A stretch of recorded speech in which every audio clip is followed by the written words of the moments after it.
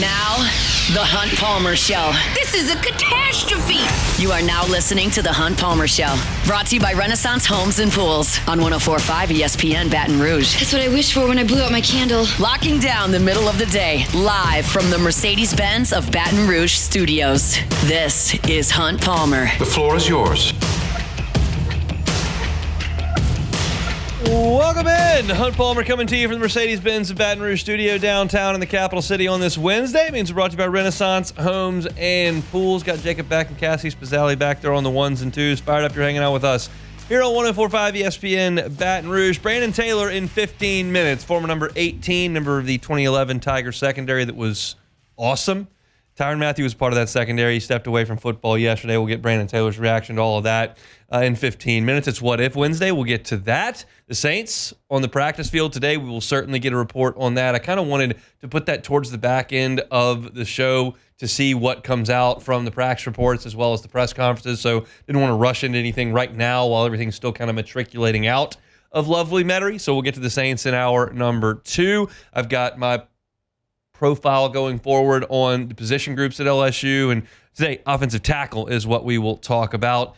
And LSU summer ball update. Is there a few, not a lot of LSU players playing summer ball, quite frankly, but there are a few out there and a couple that are playing very well, so I want to highlight that later on in the show. So lots and lots and lots to do. Let's crank it up the way we do every single day with our Genesis opening drive.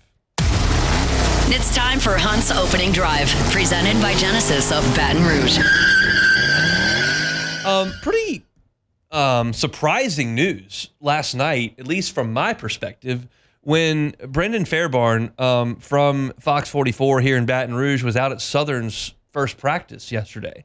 And obviously we don't lead with Southern football a ton here, but it certainly merits that today, is Trey Holly was out at Southern's practice today. The reports from those around Baton Rouge are that Holly has enrolled at Southern and is joining the Southern football team as a walk-on to play running back. Of course, Trey Holly is Louisiana's all-time leader in high school rushing yard. Has absolutely shattered Nick Brissett's high school record up at Union Parish. He ran for 160 touchdowns, over 10,000 yards, and was a 4-star back, one of the top 10 backs in the country, according to Rivals, and enrolled at LSU for the 2023 season. Now, the 2023 offense at LSU was pretty good. Had a Heisman Trophy winner, had some first-round wide receiver talent, some Pro Bowl talent on the outside. They scored a lot of points. And Trey Holly didn't play a lot as a freshman. He did rip off a 60-yard touchdown run against Army, but he didn't play very much. And then I think all of you are well aware of what happened after that. There was a incident in Union Parish, a shooting. He was charged and turned himself in, subsequently arrested on 3 felony counts. And at that point, his football career very, very much in doubt. And so the trial was set to begin for Trey Holly 2 months later. They dropped the attempted murder charge against him, but he was still to stand trial for aggravated criminal damage to property and illegal use of a weapon. And that trial has been delayed multiple times, one for evidence collection, and then one this past month for a broken air conditioner in the courthouse. And Trey Holly just hasn't gotten his day in court yet. I'm really not here to litigate what happened that day. I don't know. I have no idea. I don't know what the attorneys have found. I don't know what we presented in a court of law. I don't know what the result of that situation will be. Certainly an incident where a young person is shot is far more significant than who's on the field on 3rd and 7. But Trey Holly's future, really his present, has been up in the air for better than a year and a half at this point. And we have heard Brian Kelly in the distant past, SEC Media Days last year in Dallas, talk about expecting Holly back with the team and expecting him to be part of the group, and then it just never happened because the justice system hasn't run its course yet. And we have not talked about Trey Holly from a football perspective on this show, really on this station, over the last 7 months because there have been no developments and nothing to suggest that he's going to return to LSU. And now that essentially reaches its conclusion as we understand that he's enrolled at Southern and is going to walk on and play there. So I'm not here again to talk about what's going to come of the legal situation or why Southern's taking him in or why he couldn't be on LSU's team. Those are questions that I don't have answers to. So I have no idea. But I do know that he's going to play for Southern at this point, and LSU is going to move on without him at this point. And so you look at LSU at running back, and again, no one was, as of 24 hours ago when this had not broken yet, no one was counting, well, you got Durham, and then Jackson's there, and then you got Harlan Berry, and you bring in JT Lindsey, and Trey Holly will probably come back. Like, that wasn't part of the discussion. But it does remove that possibility, right? So now you look at LSU and their 4 running backs, and you go, that's a thin group. It is. I'm more than okay with the talent level. I think Caden Durham is an all-SEC level tailback. I think he showed that with his strength and balance against South Carolina. I think he showed that with his home run hitting ability, both in the running game and in the pass catching game that you saw before he got hurt.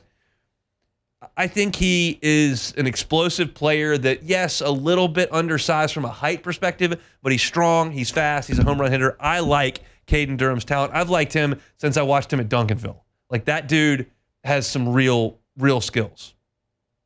I'm not ready to completely give up on Caleb Jackson. They are completely different. We have seen some highlights from Caleb Jackson, but if you look at the highlights of Caleb Jackson, they are him using his speed to get to the edge, his power to run over people, a long kickoff return here, a big run from scrimmage there. You rarely see Caleb Jackson in his college career take a handoff, put his foot in the ground, cut it back, make a linebacker miss, or run over a linebacker and create a big play. He is big, strong, fast in spades. He has not shown the ability to use his vision to be an effective every down runner in the SEC.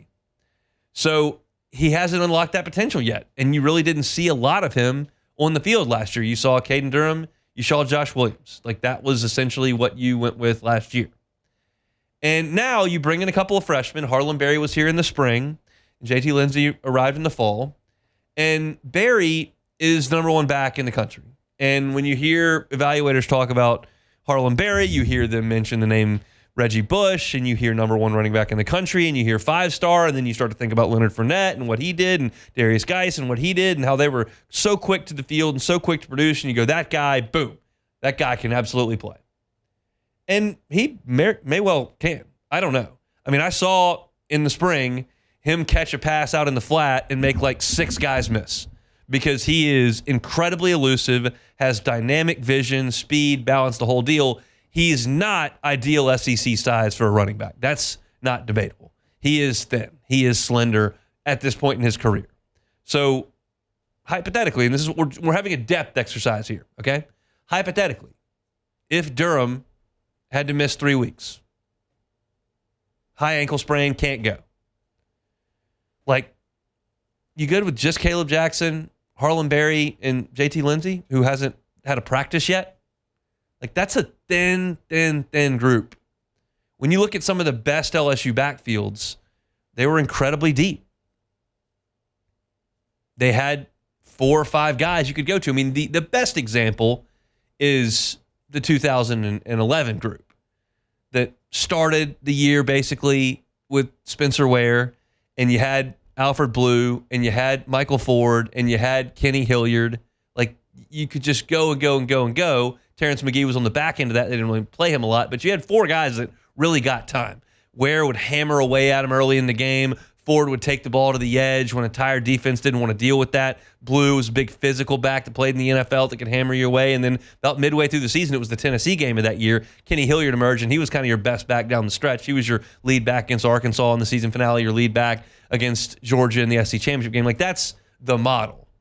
But Jacob Hester played with Chiron Carey and Joseph Adai and Justin Vincent, and like, he played with a lot of backs, and they rotated guys through. Ali Broussard in that era that was there with Justin Vincent, and you go through Charles Scott and Keelan Williams, and that group was awesome. Stephen Ridley followed, and you generally had like 3 or 4 guys in a backfield that were not true freshmen and were kind of ready to play. And this group doesn't really have that.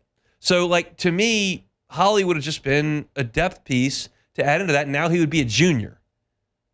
And I think there was a point in time there through his sophomore year where he wasn't at LSU where the thought was, like, he'll eventually come back.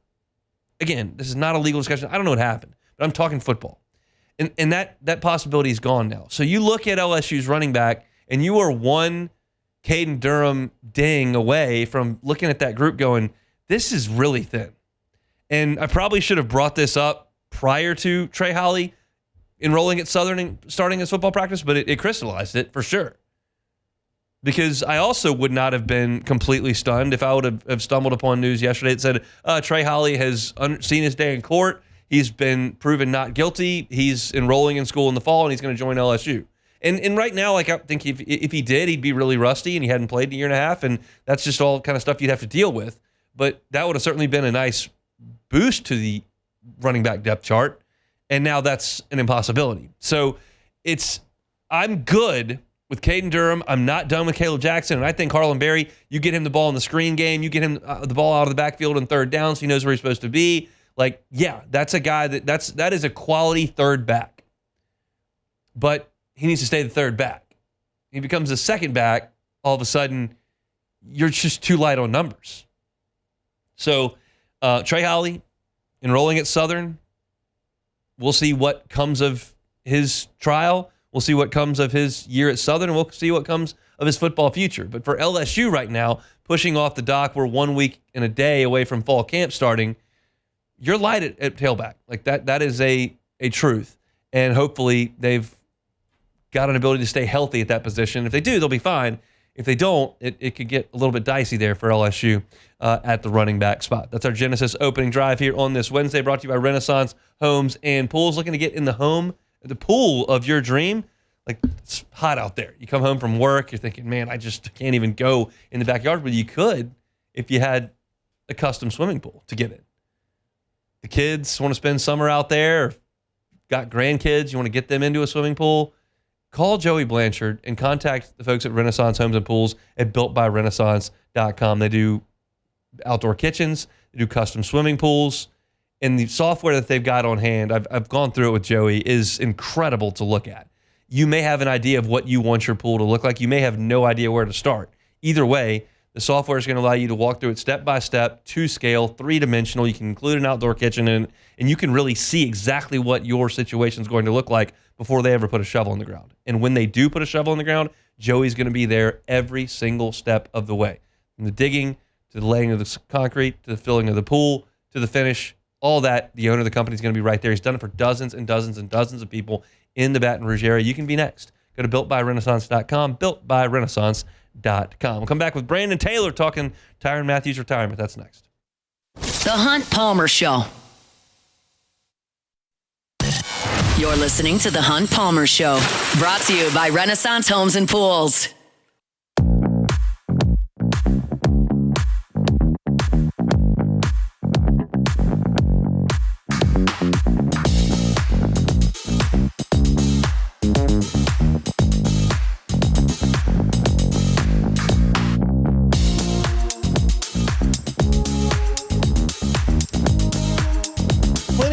Plenty to do today. This week at times can feel like the slowest week of the year prior to LSU getting things cranked up, but you've obviously got the news we just talked about with Trey Holly transferring to Southern, and then Tyrann retired yesterday, and that brought us some news. We've got a little bit of summer ball that I want to talk about as well, and the Saints did get to the practice field. It was a practice today for the Saints where they went over with just helmets on, nothing too significant. But we do have a report up at LouisianaSports.net right now from Ross Jackson. If you want your Saints fix, you can find it there for absolutely free. So we invite you to go check that out. One of the guys that was not on the practice field today for New Orleans was Tyrann Mathieu. Yesterday, he posted on his Instagram that he was hanging up his cleats for good. Guy who was a superstar at LSU, went on to have a brilliant NFL career that included All-Pro designations and a Super Bowl championship. A guy that shared the defensive backfield with us at LSU was Brandon Taylor, wore number 18 for the 2011 squad. He joins us now on the Jim's Fire Hotline to talk about it. BT, how we doing, boss? What's going on, Hunt? Doing good, man. Can't complain at all. Not at all. We got football coming. I'm assuming you were probably on the job yesterday or maybe just getting off when you got the news that Tyrann was hanging him up. What'd you think when you saw the news? Man, it was kind of bittersweet because it's the end of an era. He was the last one of the 2011 secondary to play in the NFL, and you can see like that bunch come to an end as far as like a career-long football season. And then I actually got a chance to talk to Coach Ron Cooper last night, who was our secondary coach for that bunch. And man, he was in tears. Like, he was like, man, he was like, y'all blessed me for when y'all ever do that y'all too. He said, I got to do what a bunch of coaches dream of doing, and that's to coach a bunch like y'all. And it's just a surreal moment just to see it wrap up like that. And I couldn't be more proud of the time. Man. From the high of the highs to the low of the lows, back to the high of the highs.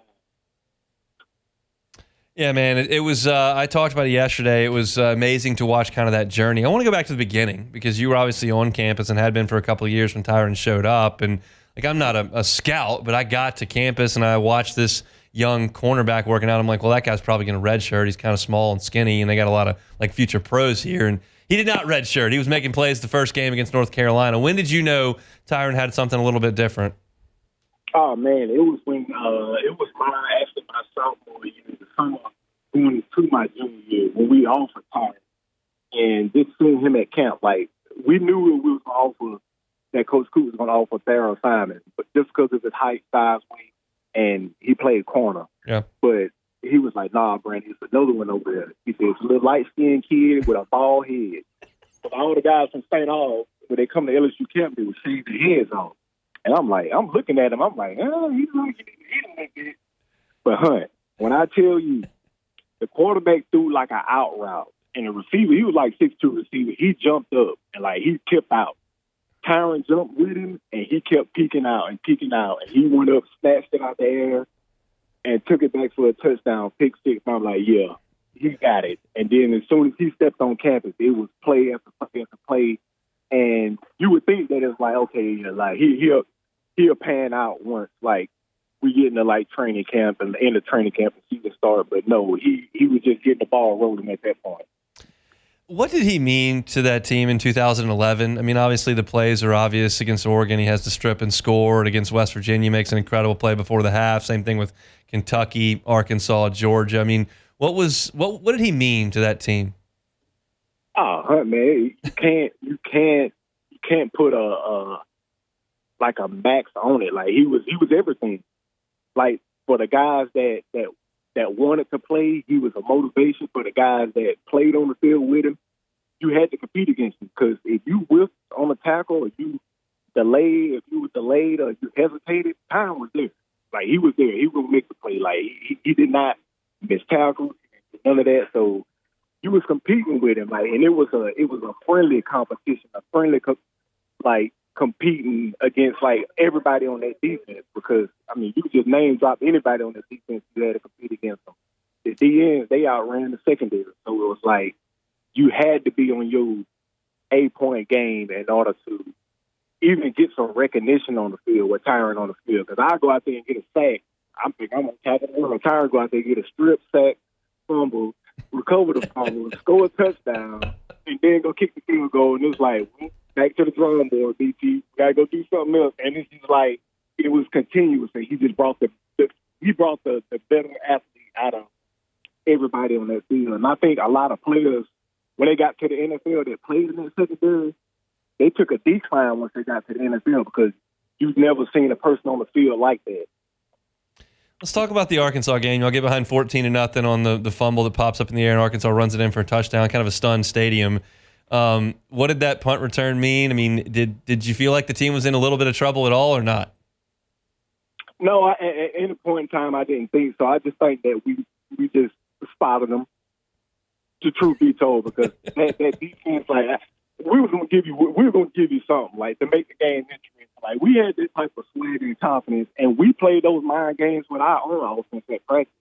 And Coach Shavers would say it on the sidelines in the interviews, like, he said, I've never seen the defense this loose, like the way we cut up on the sideline. We were down 14-0, and we was laughing in the locker room and like just joking around and playing. He was like y'all can't chill out. And we go out there and just make plays, and Tyron with the punt returns, and it's like it was just like you never knew what was going to happen, because you was expecting it, because you've seen it all week during practice. And it wasn't a surprise to the players. But to the fans, it was amazing, because, I mean, they were seeing it in real time, but we seen it every single day, so it was like the norm to us. I've never seen a position group like y'all on the practice field. I will say that. I've seen a lot of LSU practices in my day. Y'all's demeanor was different than any I've ever seen, and for good reason. So you go on to play in San Diego at the time with the Chargers, and you get the word while you're, I'm assuming, in training camp that Tyron has been dismissed from the football team. What was your reaction when you heard that? Oh man, that was like it was like a punch to the gut because the year in 2011, Tyron was actually my roommate that year. Like he had a little trouble, and Coach Miles wanted him to be my roommate. That way we can hold each other accountable and stuff like that, and keep an eye out for him and everything. And just for him to go through and have that year to where he's a Heisman candidate and he wasn't able to build on that resume that he had as far as a freshman and a sophomore, which his stats are still stupid compared just to do what he did in those 2 years at LSU. For him not to be able to finish it out the right way that he wanted to at LSU, it's just a punch to the gut, man. Did you talk to him after that? Did you talk to Tyron after that? Oh, yeah, I did. I talked to him and just let him know, like, man, everybody gets a second chance in life, and he was able to get his, and he didn't blame it on anybody else, which he took a full accountability of that, and that lets you know, like, what type of man he was, where he was going in life. He never not once blamed that on anybody else. He took full accountability for it, and he actually gave praise to everybody that was there in his corner that helped him, like Shelley, head trainer at LSU, Jack Marucci, Patrick Peterson, like people that like took him under their wing and guided him into a way to where he is the man that he is today. And it just shows the test, like when you put your full focus to it and you don't point the finger, you actually look in the mirror and you correct the man that you're looking at in the mirror, wonders can happen for you in this world. It's been wild to watch Tyron from that low that you talked about to the highs that he's reached. One of the things that I've heard you speak it with a ton of pride about is the 2011 team, not on the football field, like what y'all have done after y'all have finished your football time, whenever that was, some for college, some little in the NFL, some along in the NFL. Tyron can kind of do it every once now. What do you see for him in his future? Tyron need to go kick it. Just soak it in, man. Just reflect on it. But I can actually see Tyron Matthews doing exactly what Kelvin Shepard is doing. Coaching the NFL team as far as a coordinator or a position coach and coaching somebody trying to get them. Like, yeah, college is an option, but Tyron, his mindset, he needs to be at the highest level. I think we lost BT's cell there. Brandon, we still got you there. It was just crapping out a little bit back. Do we still have him? Oh, yeah, you can hear me? I got you now. Yeah, you said that Tyron needs to be at the highest level. What do you think makes him a great NFL coach? Oh, man, just his mindset, his understanding of the game and the way he communicate and get the best out of players, not by talking, but by action and just putting in the studying and then being able to apply what you learn in the classroom to the field and then just honing on that. Like he is, Tyron Mayweather, in my mind, put it like this, he's the Floyd Mayweather of DBs because he's constantly learning his opponent throughout the game. He's just not stuck and fixated on something that he learned in practice. Like, no, he's reacting and countering to what the guy across from him is doing. And somebody that has a mind like that would be a terrific coach in the NFL.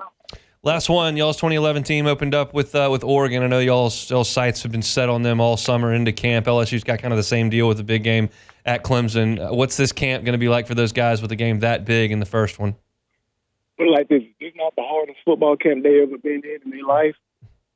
I don't think they'll win that game. Like they gotta. Brian Kelly has to break that entire team down to where they are nothing, and then he build them up the way that he needs to. He's gonna have to break them.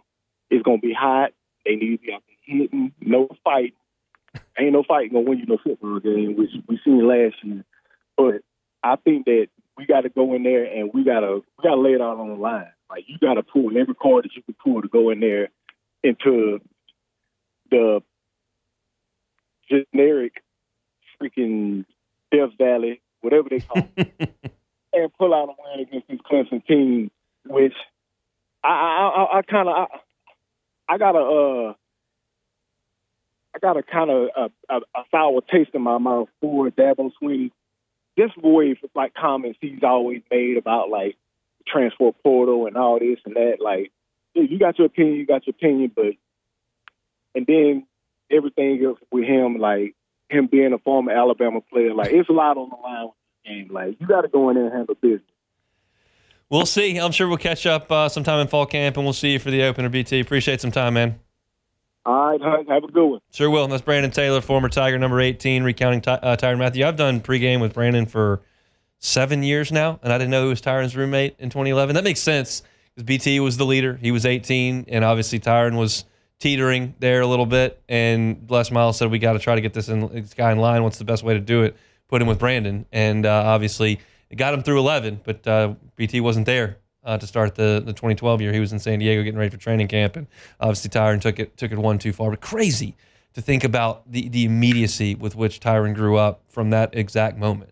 You never know what that low is going to do to somebody, whether that's going to be the rock bottom where you bounce right back out of it, or if that's just going to send you without any structure down toward the bottom. And we know what ended up being the case there. And I mean that, and I talk about this all the time. I'm going to go to LSU football practice next Thursday, and I'll tell you, like, it won't be the most interesting thing I've ever done. I'll go take roll. We'll look at some of the freshmen. We'll tell you what they were doing. I'll take a look at what Kyle Williams' demeanor is on there. There'll be some things for me to pull out, then we'll bring to you. But I will tell you that you won't see anything on the field that day like you saw in 2011 with that defensive back group, with Eric Reed and Brandon Taylor and Tyrann Mathieu and Morris Claiborne and Ron Brooks, Daryl Simon. Those dudes walked out on the practice field, said, we're the baddest dudes here. I don't really care what y'all think, and we're going to be here. We're going to get our work done. We're going to have some fun doing it, and then we're going to go out there on Saturday and we're going to kick somebody's butt. And that's what they did every week. It was just amazing. And Tyrann was right there in the middle of that swagger and that confidence. So was BT as well. So thanks to him for giving us a little bit of time here on this Wednesday. Let's come back with What If Wednesday next.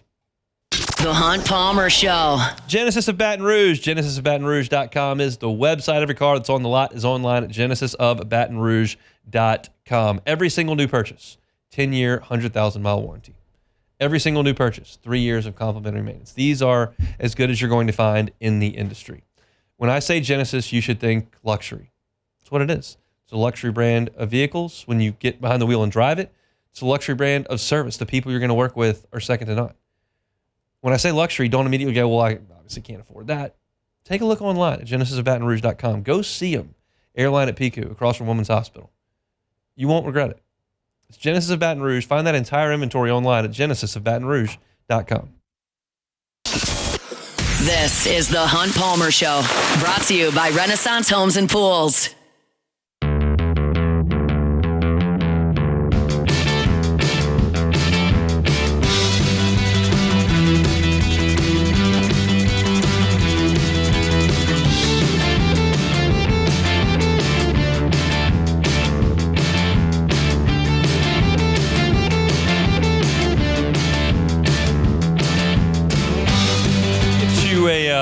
Quick update on some LSU baseball players in summer ball coming up to finish the hour here in about 10 minutes, and then we'll transition back to football. Offensive tackle at LSU, plus the Saints practice report coming up at 2:15 as they were out at Metairie at the Saints facility for the first time in training camp today. So lots and lots of action here in South Louisiana. We'll get to all that moving forward. But for right now, it is Wednesday, bottom of the first hour. It's What If Wednesday.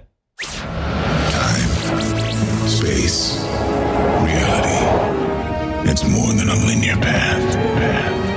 Where a single choice can branch out into infinite realities. Follow me and ponder the question. What if?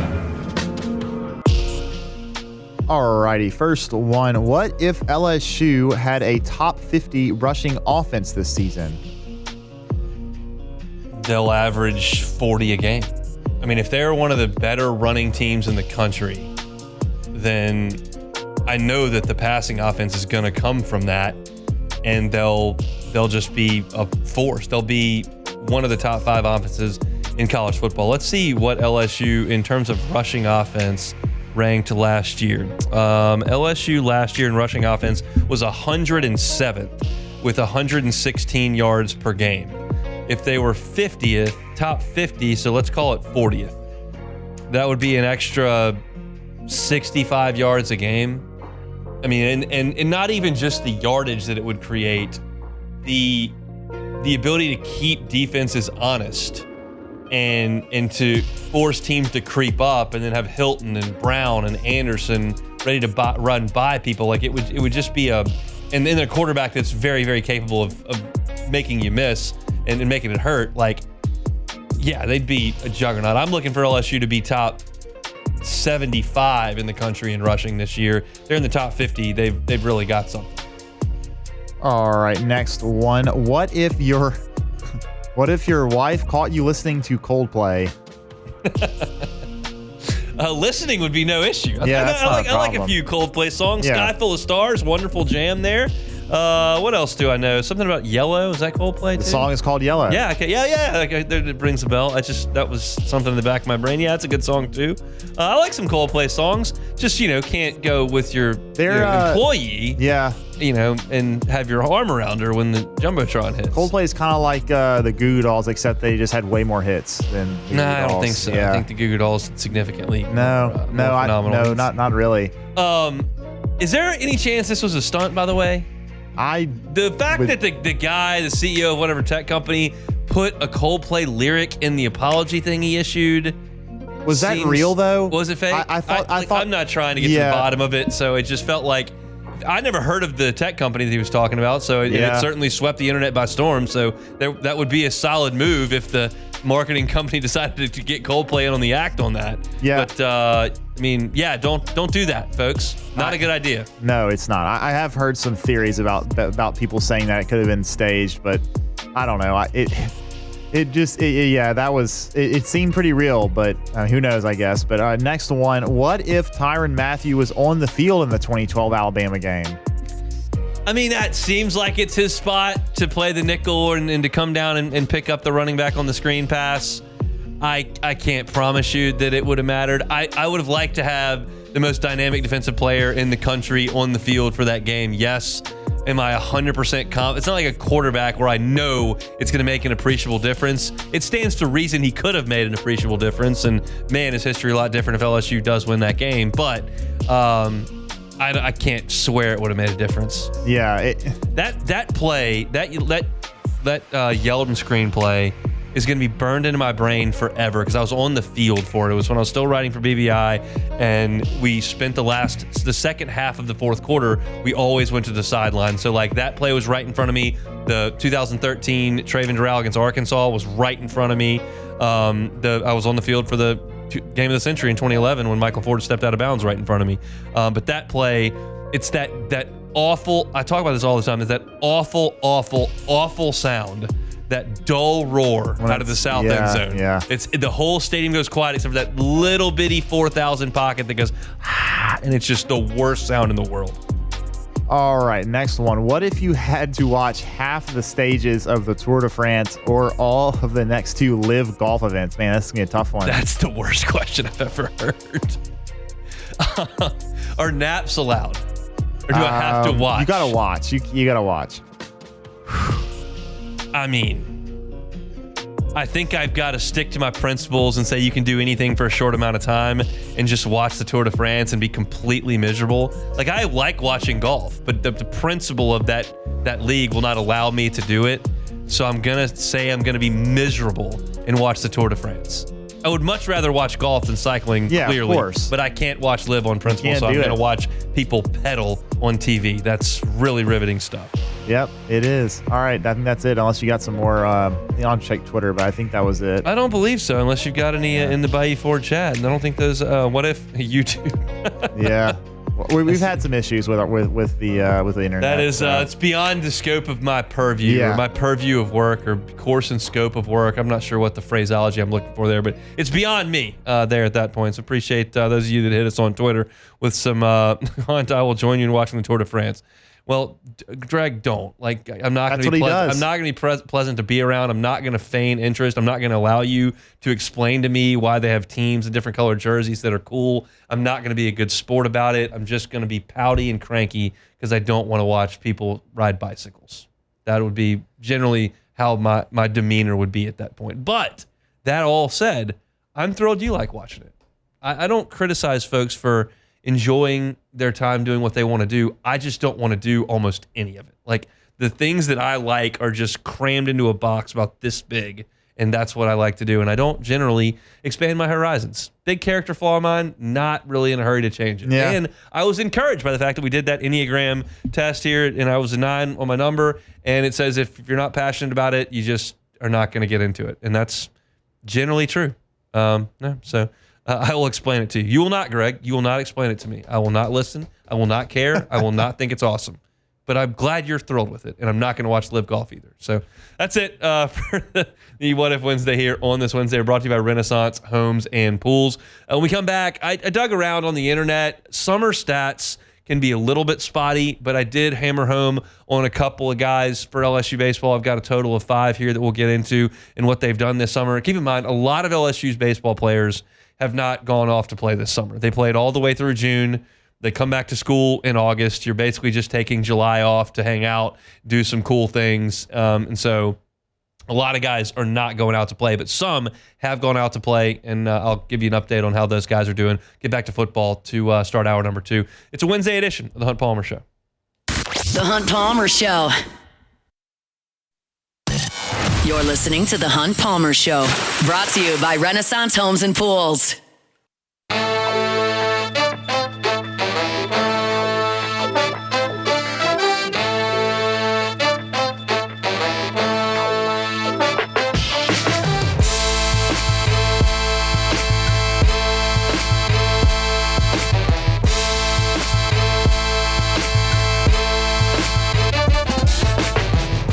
You missed my interview with Brandon Taylor at the B block of the show, 1:15, 30 minutes ago. He was awesome talking about Tyron, talking about seeing him at camp for the first time, talking about the amazing 2011 season he had with the issues that he had off the field and BT becoming his roommate, and then Brandon going off to San Diego and hearing that Tyron had gotten kicked off. I think it was just a great chat from BT, who was obviously there firsthand for a lot of that, and was gracious enough to give us a little bit of time here on the day after Tyron announces his retirement. We'll talk about the Saints and their first day of practice coming up here in about 30 minutes. I want to talk LSU offensive line in 15, but a little bit of baseball to sprinkle here at the back end of the hour. As I mentioned there right before the break, most of the LSU team that's coming back is not playing in a bunch of summer league baseball games. You had a guy like Kason Evans pitch a huge workload. He's going to take a month off. Stephen Milam doesn't need to go out there and get 35 at-bats on the Cape. That's not something that's necessary for him at this point. Same goes for Chris Stanfield, who was kind of seeing what the draft was going to hold for him. I haven't seen anything from Jake Brown. I know he was at the fight on Saturday in New Orleans, so I don't know that he's doing anything of substance over the summer. So not a lot going on with some of the bigger names, but there are some guys that have gone out in the summer, and I went back and dug up some stats again. I would not testify to these under oath. I think there's reason to believe they're right on the money, but like summer stats can be a little bit spotty. So I'll just give you what I can glean from the internet, being that these guys are in the Midwest and up on the Cape, and I'm sitting here in South Louisiana combing the internet for them. But Maverick Rizzi is on the Cape right now with the Brewster Whitecaps, and he, statistically speaking, has been brilliant. 6 2/3 innings, has only allowed 2 base runners in 6 2/3 innings. He's given 1 hit and 1 hit by pitch. He has struck out 12 with no walks for Brewster. This is exactly what I'm looking for from Maverick Rizzi. If you go read my piece on LouisianaSports.net, I've got some video of him throwing a couple of sliders on the Cape, looking absolutely nasty. You know what Rizzi's ceiling is. Y'all saw it at various times, some early in the season. I mean, Jay Johnson came on a post-game press conference and said he thought Maverick Rizzi might lead LSU in appearances out of the bullpen. Now, that didn't happen because the strike zone evaded him at times, but there were also times where he came out there and nobody was hitting him. It was 97, 99. It was a good slider. He was throwing strikes, and then there were times he'd go out there and not throw it over the plate. And he got hit a little bit by the SEC, and that happens to freshmen. But 6 2/3, 1 hit, no runs, 12 strikeouts, no walks, 2 base runners allowed. That's some great stuff from Maverick Rizzi on Cape Cod, so awesome for him. John Pearson is in the Northwoods League. It was really important for John to go out there and get at-bats. His at-bats this year were brutal on him because he was on the bench all year, and then he'd come in against some tough left-handed bullpen arm, and they'd ask him to go in there and give it 1 swing in the 7th inning. That's a hard way to advance your game as a college baseball player, especially as a freshman. So this is a big summer for him. Get out to Summer League, grab a wooden bat, and go get some at-bats. And he's done that thus far. He's playing first base and third base for the Lacrosse Loggers in the Northwoods League. Keep in mind, these are wooden bat leagues. They are catered to the pitcher. It's tough to hit in these leagues. And John Pearson is hitting .271 with a wooden bat. He's got 4 doubles and 3 home runs. He's drawn 8 walks, 16 strikeouts.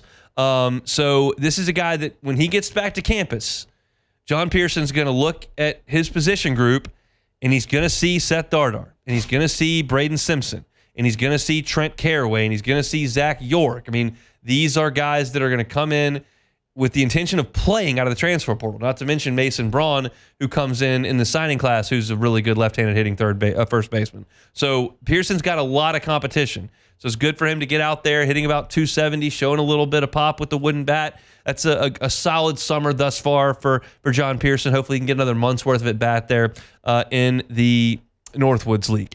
Cade Arrambide on Cape Cod as well. He is on a team that, based on an interview I watched today, has 4 catchers. I can't tell you anything about the other 3 catchers that are playing for the Chatham Anglers, but there are apparently 4 of them up there. So Arambide's only played in 9 games according to the stat sheet. He's 5 for 32. That's 192. 3 walks, 15 strikeouts. So not a great start to the summer for Cade Arrambide offensively, but I would suggest this. Arambide's going to get a ton of at-bats coming up in the fall. He's going to get a ton, and that's a big deal. What he needs to work on the most is defense. He's got to find a way to be a more consistent defensive catcher. I talked about this a lot in February and March until Hernandez won the job and it wasn't worth talking about anymore. Like, catching in high school and catching in college are 2 different planets. High-level Texas pitchers in high school are throwing 86, 87 miles an hour with bendy breaking balls, and you just make catches. You get to LSU, and you're catching Cade Anderson, and you're catching Anthony Ianson. Cade Anderson's going to be in the big leagues in 2 years, a year and a half. They're throwing, Chase Shore's throwing 101 with bowling ball sink, plus a slider. It's a different world. And so the more reps you can get with that, the better. I'm just glad he's up there and playing a little bit. I'm sure he's practicing a little bit as well. He just needs reps. And I think Cade's got so many tools. I think he's going to be a great catcher at LSU. The bat has been okay at best at Cape Cod, but when you come back and hopefully grab that metal bat and get some more consistent ABs instead of having 4 catchers on a team in Baton Rouge, that may look a little bit different. So that's Cade Arrambide. And then Devin Sheeran, huge summer for him. Tore his ACL last summer, missed a whole year. You would expect some rust. He comes back. He's in Cape Cod.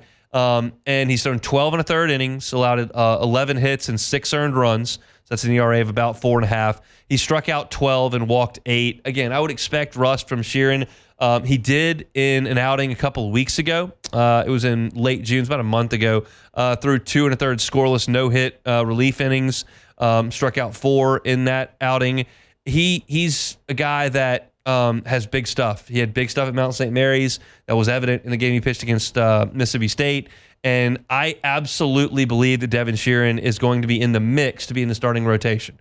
You got Evans, you got Cowan, you got Newt, you got Cooper Williams, you got Schmidt. You go and get Cooper Moore. I think they think Danny Lockenmeyer can be a starter. Like, there are a lot of guys in the mix.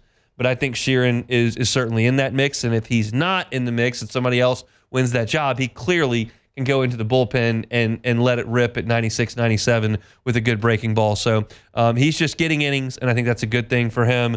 No idea how long they expect him to be there. Pitchers are on different plans. Sometimes they go up there, I need you to give me 5 outings and come home. Sometimes I need you to get as many innings as they'll let you throw, stay up there through August. Like, it's you never know what you're looking at there. But I don't know what Sheeran's plan is, but he's gotten some innings on the Cape this year, and that's very, very good. And I saw Eddie Yaman, saw his debut. He's 2 for 4 with a walk. And that's great for him on Cape Cod.